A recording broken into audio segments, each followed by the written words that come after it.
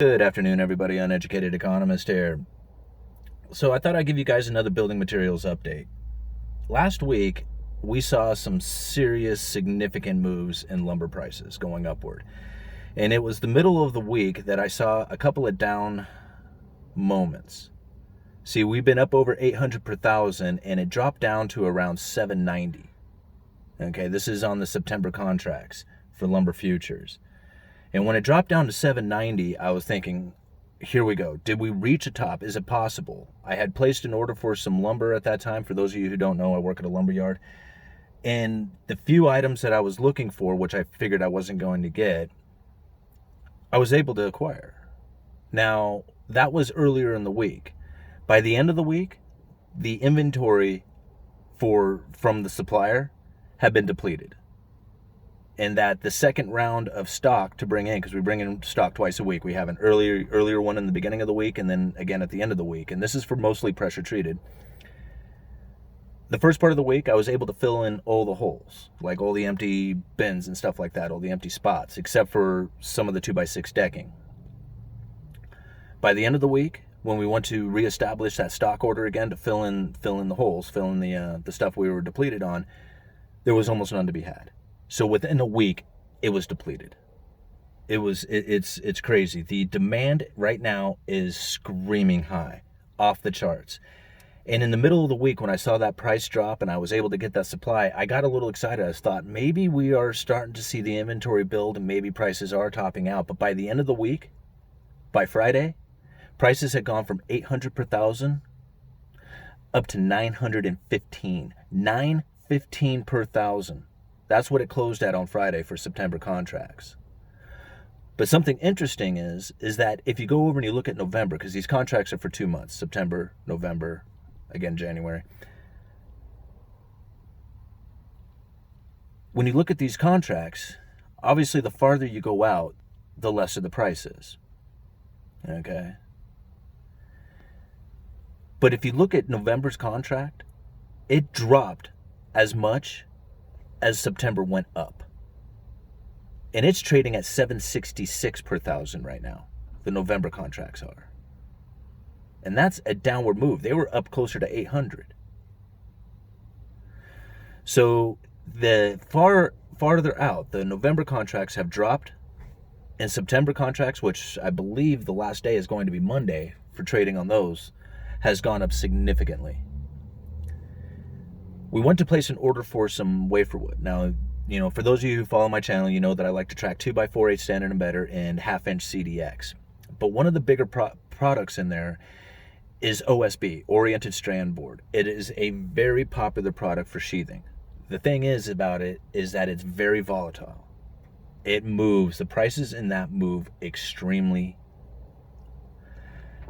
I shouldn't say extremely high, because they do get high, but they also get incredibly low. So it's just a very volatile product.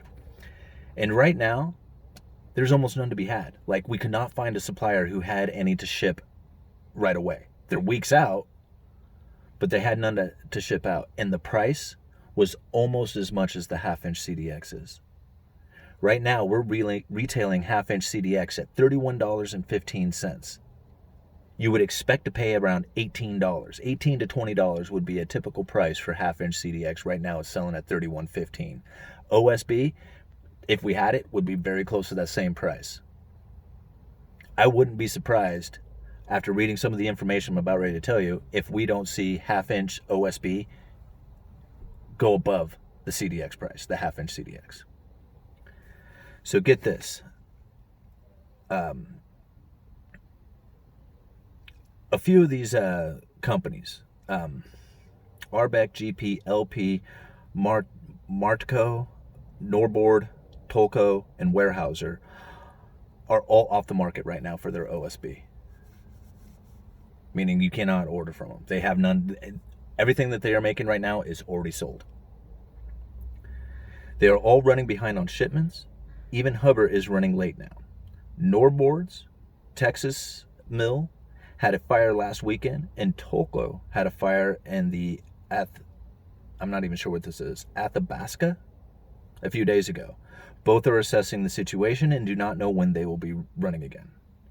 Some southern OSB mills have reported power outages due to the Hurricane Laura, but we don't know the full impact until next week. So OSB is going to get incredibly hard to find, and it's going to get very expensive. And just like the CDX, once the CDX prices got up to a certain level, people shifted over to the OSB. And that's the reason why you saw the OSB demand go up, the oriented strand board. You saw that go up as people were trying to get away from the high prices of CDX.